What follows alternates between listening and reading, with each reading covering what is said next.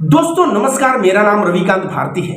Khan sir का आज ही का एक इंटरव्यू है जिसमें वह कहते हुए नजर आ रहे हैं कि भारत के लोगों को चाइना का मोबाइल नहीं खरीदना चाहिए। कारण क्योंकि वह हमारे प्राइवेसी को लीक करता है। ये बोल रहे हैं कस्टम अधिकारियों को कि तुम लोग थोड़ा सा माल आए तो उसमें डिले करो, जब देर से माल आएगा तो कम बिकेगा।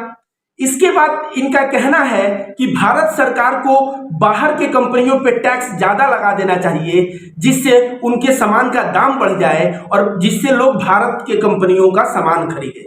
तो यह ज्ञान तो सुनने में बहुत अच्छा लगा आप लोगों को भी, लेकिन खान सर को मैं रेकमेंड करूंगा एक किताब आपको पढ़ना चाहिए खान सर, जिस किताब का नाम है कौटिल्य का अर्थशास्त्र। कौटिल्य ने कहा है जब भी कोई विदेश का व्यापारी माल लेके भारत आए तो हमें उसका सम्मान करना चाहिए। उन्होंने नहीं कहा कि उससे माल ही मत खरीदो, वो जो है धोखा दे देगा। सम्मान देना चाहिए। कारण जानिए, जो व्यक्ति धन को भारत में पैदा करता है वह सच्चा देशभक्त है, और जो धन बर्बाद करते हैं ना वही देश के गद्दार है। जैसे अगर कोई आग लगाता है पब्लिक प्रॉपर्टी को तो हम लोग क्या कहते हैं कि यह देश के साथ गद्दारी है, कहते हैं ना। तो समझिए, जो सामान अगर हम भारत में एक पेन खरीदेंगे 20 रुपया में मिलेगा और उसे हम चाइना बना के हमें 5 रुपया में दे रहा है, तो जब हम 5 रुपया में खरीदेंगे तो हमारे पॉकेट में 15 रुपया बचा। जो मोबाइल हम बाहर में 20,000 में खरीदेंगे, चाइना हमें 10,000 में दिया, जब 10,000 में दिया तो हमारे पॉकेट में 10,000 बचा।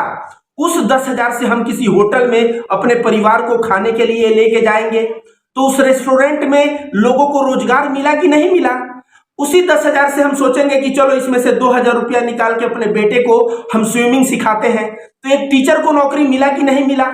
उसी पैसे में से हम सोचेंगे 1,000 अपने बेटे को कोचिंग पढ़ाते हैं, तो एक टीचर को नौकरी मिला कि नहीं मिला। तो जब भारत के लोग कम दाम में सामान खरीदते हैं तो उनके पॉकेट में पैसा बचता है, और उसी पैसे से जो है वो अपने बच्चे को या खुद कहीं जाके बाहर खा पी सकते हैं। इससे भारत में रोजगार बढ़ता है, सर्विस इंडस्ट्री बढ़ता है। इस बात का आपको ज्ञान होना चाहिए। इसीलिए चाणक्य ने कहा कि जब विदेश का कोई व्यापारी माल लेके आए और सस्ता में पड़ता है, वो कौटिल्य ने कहा कि सस्ता में पड़े तो उसको सम्मान करो, क्योंकि वह भारत के धन को बचा रहा है।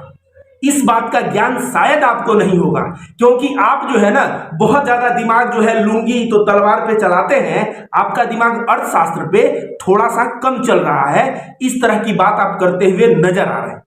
इसके अलावा खान सर क्या कह रहे हैं, भारत के सरकार को विदेशी कंपनियों पे टैक्स बढ़ा देना चाहिए, ताकि उनका सामान महंगा हो जाएगा तो लोग भारत के कंपनियों का सामान खरीदेंगे।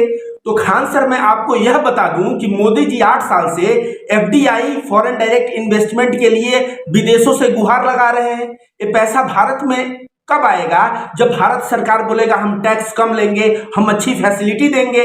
तो वैसे ही एफडीआई नहीं आ रहा है और आप कह रहे हैं टैक्स बढ़ा दो, मतलब फॉरेन डायरेक्ट इन्वेस्टमेंट और भी ना आए, और इस तरह से देश का अर्थव्यवस्था चौपट बना रहे। आप यही चाहते हैं ना कि भाई अगर विदेश से पैसा आया, कल कारखाना खुला, यहाँ के लोगों को रोजगार मिल जाएगा, और रोजगार मिल जाएगा तो फिर जो है आपका बकवास कौन सुनेगा। इसलिए इस तरह की बात यह कहते हुए नजर आते हैं। अब सच्चा देशभक्त कौन है? सच्चा देशभक्त वह है जो चाहे कि भारत में ही वह 10,000 लागत में जो चाइना फोन बना रहा है भारत में ही बन जाए। लेकिन भारत में क्यों नहीं बन रहा है, इसके लिए जिम्मेदार है भारत की सरकार।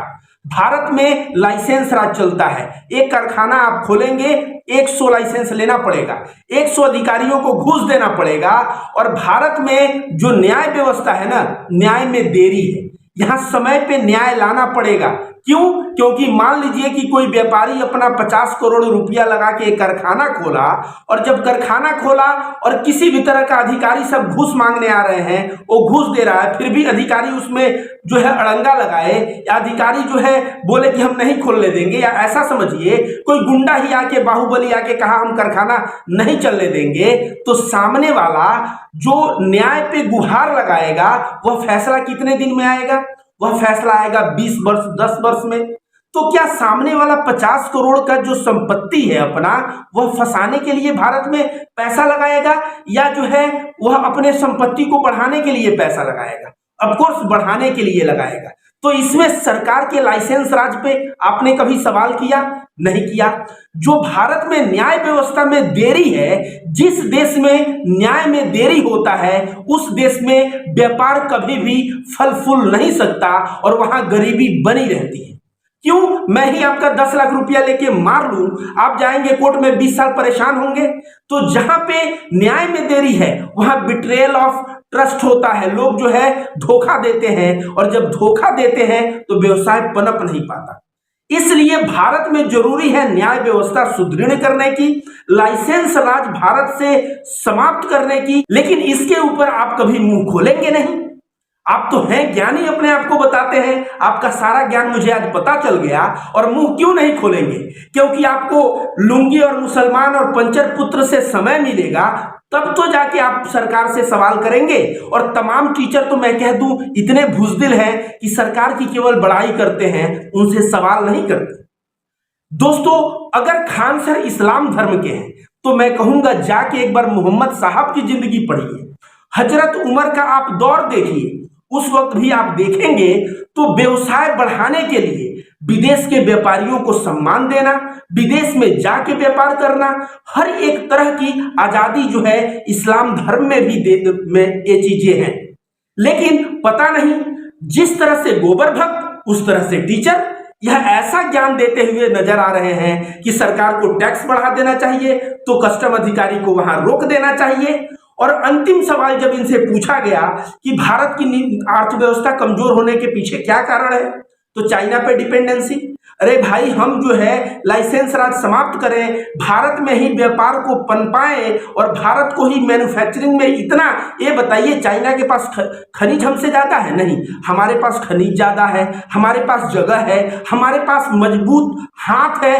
बिहार के लोग तो इतने मजबूती से काम करते हैं, हमारे पास लेबर है। सब कुछ होते हुए हम चाइना को कहते हैं कि भाई जो है वो सस्ते में बना लेता है। तो ये हमारे लिए शर्म की बात होनी चाहिए। हमें भारत सरकार से सवाल करना चाहिए कि आप अपने आर्थिक नीतियों में बदलाव लाइए, यहाँ पे व्यापार को पनपने दीजिए। और जब व्यापार पनपेगा, सबके पॉकेट में पैसा होगा और सभी लोग समृद्ध होंगे। इस तरह का कार्य होगा।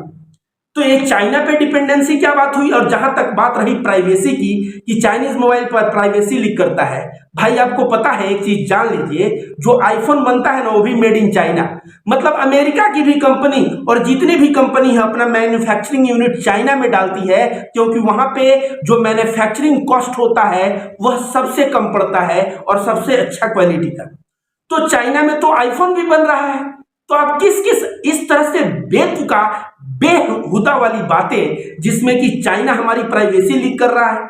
भाई चाइना की जो कंपनियां हैं वो एक ब्रांड है, आईफोन भी एक ब्रांड है और सभी मैन्युफैक्चरिंग भारत में भी वीवो ओप्पो आप देखेंगे तो इसकी कारखाने हैं, वो मैन्युफैक्चरिंग चाइना में भी हो रहा है, हर एक जगह हो रहा है। तो उसमें कि चाइनीज मोबाइल प्राइवेसी लीक कर रहा है, इस तरह की ओछी बातें करना ये तो बिल्कुल ही शोभा नहीं देता।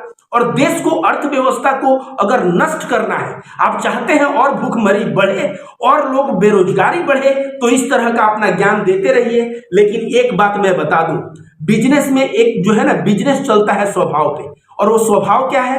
कम दाम में अच्छा माल, यही एक स्वभाव है। लाख लोग कहते हैं झालर नहीं खरीदते हैं, खरीदेंगे, लेकिन सस्ते में बढ़िया झालर मिलता है तो खरीदते हैं कि नहीं?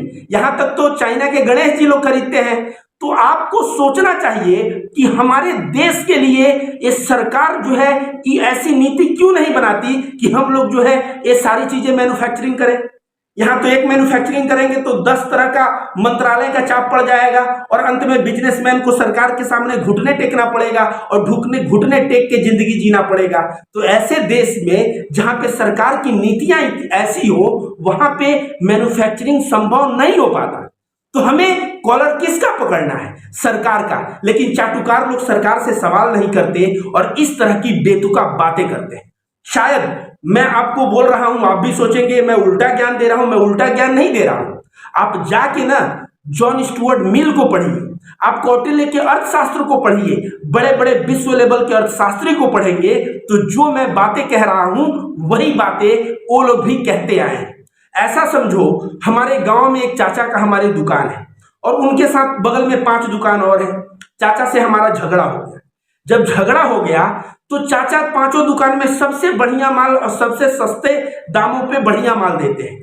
तो क्या करूंगा मैं पता है, मैं भले ही उनको गाली दूंगा, पड़ोसी से रिक्वेस्ट करके उनके दुकान से मंगवा लूंगा, क्योंकि सस्ता दाम जो है ना, सस्ता दाम में अच्छा माल, यह एक नेचर है, एक स्वाभाविक चीज है। कहा जाता है कि सस्ते दाम में अच्छा माल अगर जंगल में भी रहे तो व्यापारी वहां भी पहुंच के और मार्केट में उपलब्ध करवा देंगे।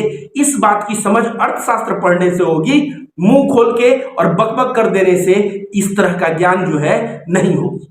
आप तो मुसलमान जो है तलवार लेके एक करता है पंचर पुत्र, ये सब बोलने में जितना आपको मजा आता है, मैं कहूंगा कि थोड़ा सा पढ़ने में भी ध्यान लगाइए। धन्यवाद।